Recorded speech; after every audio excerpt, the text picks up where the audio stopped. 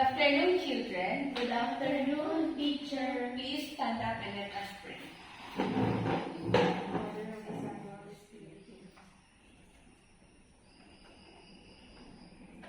Hi, please sit down.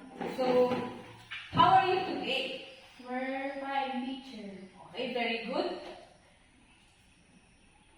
Who is absent today? Dad, teacher. I wish, do you know the song titled, If You're Happy and You Know It, Clap Your Hands? Yes. Please stand up and song together.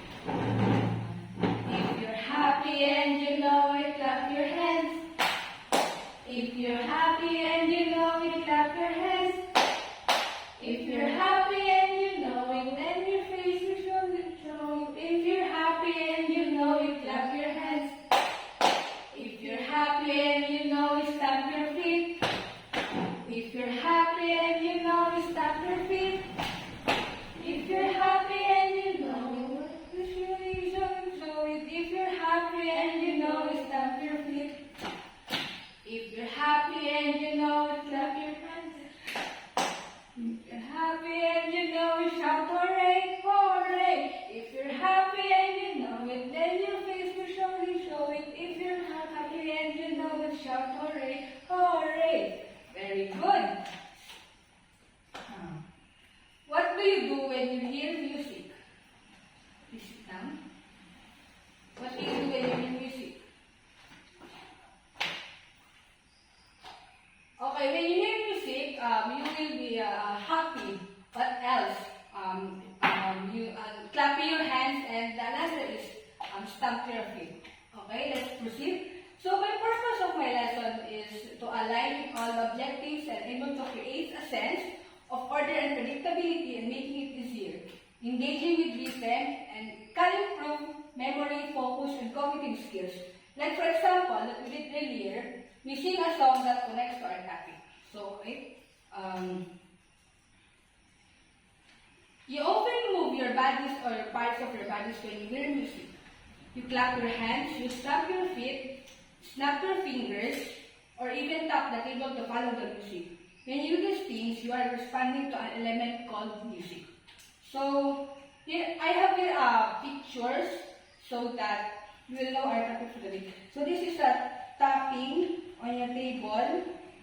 The next one is clap your hands, and another is stamp your feet.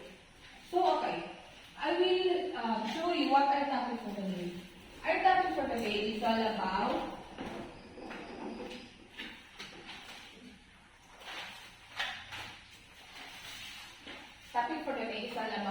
rhythm.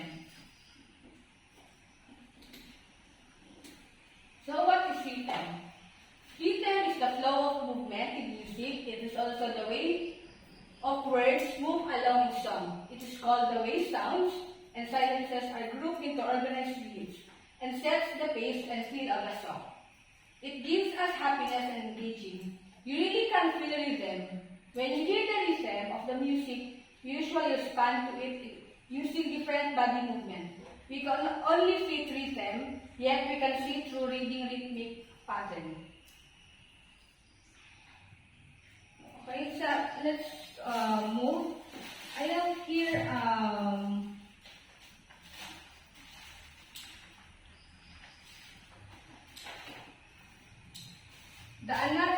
the subtopic of rhythm. So the subtopic are beat and pulse. The meaning of this are emphasizing that the beat is the steady, regular pulse of the music. Here are some symbols you can begin with. Each symbol has an equivalent rhythmic syllable and count or beat. So the element symbol is da. So the beat is 1. The element symbol is DD. The equivalent of repeat pattern is 1 beat. So the repeat pattern of half note is equals to da and half a 2 beats. So the last one is this is the symbol, and the equivalent is D is equivalent to 1. rhythmic symbols can be grouped together to create rhythmic patterns. Each rhythmic pattern has an equivalent of rhythmic patterns. So, okay. We will proceed. We will having a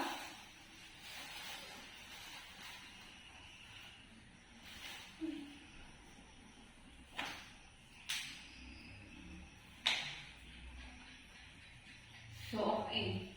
I have here a question so that you have a further understanding about what I'm talking for today.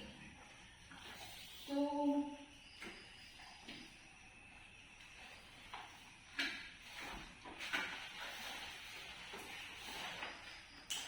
developing mastery. I have here a question. I have here a few questions that you need to answer it on how far you understand the lesson. Question number 1. It is hard to understand the lesson. No, teacher. Can you create a dance to music? Yes. How does the rhythm of the song make you feel? It is exhausting or happy? Happy. Or sad? Okay, very good. Can you clap or tap this rhythmic pattern? How? Can you clap and tap? Very good. What things can you make happy? Through singing. Very good. So that's all. Listening and dancing. Very good. So that's it. How you understand the lesson. Another one.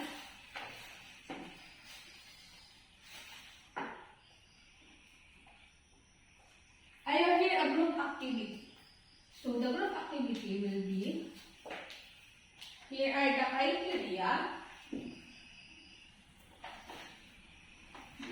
Here are the criteria and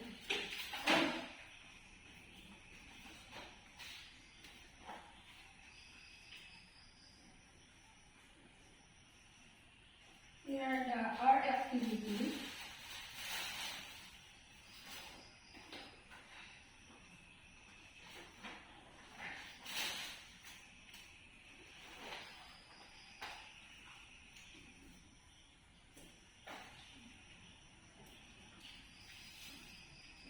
Our criteria are collaboration and communication equals to 50%, volume control 40%, time limit 10%, and the total is 100%.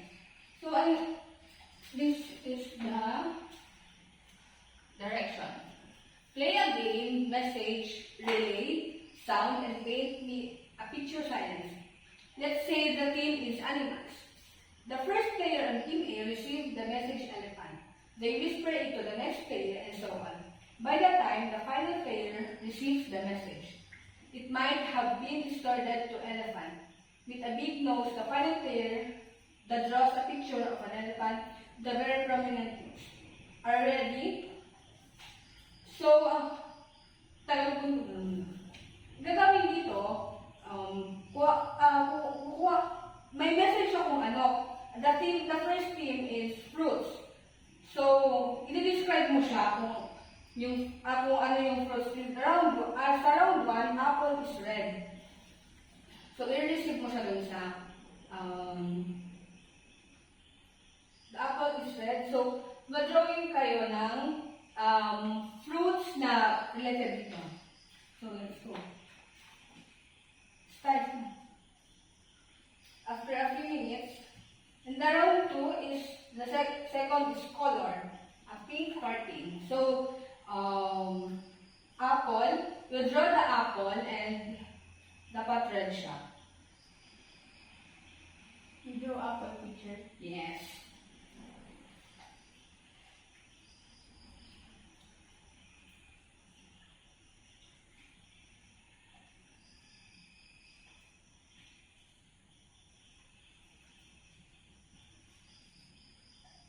The second is a pink curtain. How can you draw a curtain?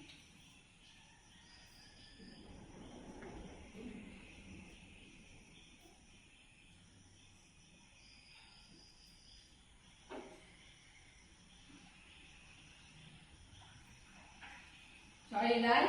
Yes, teacher. Okay, very good. That's the way on how you play a game. That's related to our subject. So, okay, let's proceed. Our next is all about, I am here on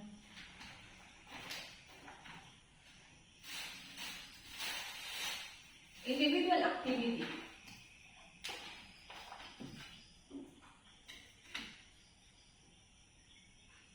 So, quiz time. Write the rhythmic syllables below each rhythmic symbols.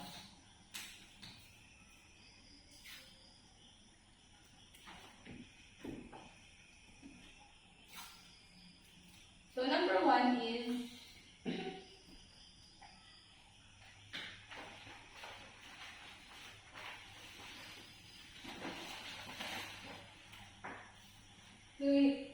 game gayahin nyo. So, how many gifts are there? Number one, this symbol is equivalent to the. Makapicture.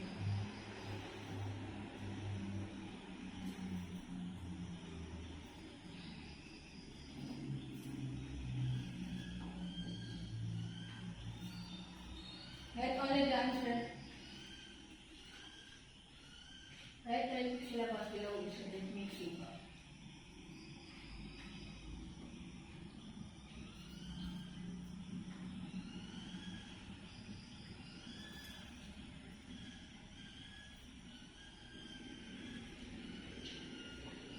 Okay, are you done? Yes, teacher. Okay, very good. So, the next one is, I have here an assignment. Please copy this in your notebook.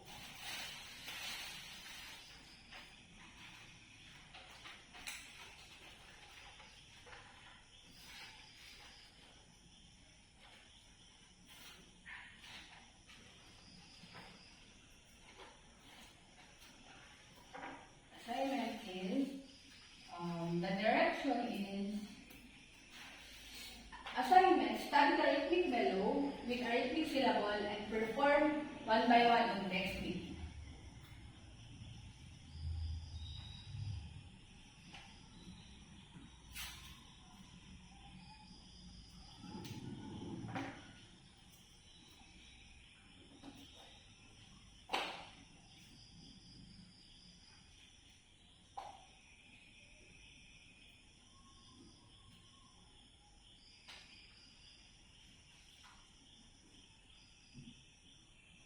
Are you done? Yes. Okay, very good. So that's all for today, our topic for today. Goodbye, class. Goodbye, teacher. Have a good day. Thank you. Thank you for listening for our